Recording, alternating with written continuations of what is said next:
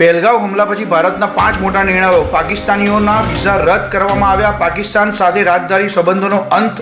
અટારી checkpost કરાઈ બંધ. 48 કલાકમાં પાકિસ્તાન નાગરિકો ભારત છોડે. સિંધુ જળ સંધિ પાકિસ્તાન સાથે તોડાઈ. આતંકવાદી હુમલાને પગલે 80% બુકિંગ કેન્સલ. વડોદરામાં 15 મે સુધીના તમામ બુકિંગ કેન્સલ. સાથે સાથે દરેક શહેરોમાં પણ બુકિંગ કેન્સલ કરવામાં આવ્યા. જૂનના પહેલા સપ્તાહ સુધી તમામ હોટલો ફૂલ હતી. આતંકવાદી હુમલા બાદ લોકોમાં ભયનો માહોલ.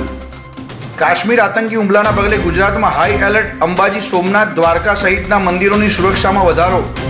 પહેલગામ હુમલાનો જવાબ ઇઝરાયલની જેમ જ હોય. જમ્મુ કાશ્મીરના પૂર્વ ડીજીપીનો આક્રોશ. એક અહેવાલ મુજબ મુંબઈ હમલા જેવી લાંબી લડાઈ લડવાની ત્રાસવાદીઓની તૈયારી હતી. પાકિસ્તાનના રાવલગાંવમાં ષડયંત્ર ઘડાયું હતું. હજુ 32 લોન્ચિંગ પેડ પર 100થી વધુ ત્રાસવાદીઓ ઘૂસવાની તૈયારીમાં. પહેલગામ હુમલા બાદ પ્રથમ બદલો. બારામુલ્લામાં 2 ત્રાસવાદીઓનો ખાત્મો. હથિયારો, વિસ્ફોટકો મળ્યા.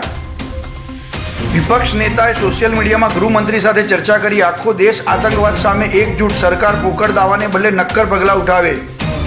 પહેલગામ આતંકી ઘટનાના પગલે વડાપ્રધાન મોદીના આવતીકાલના દિલ્હી, કાનપુર સહિતના અનેક કાર્યક્રમો રદ.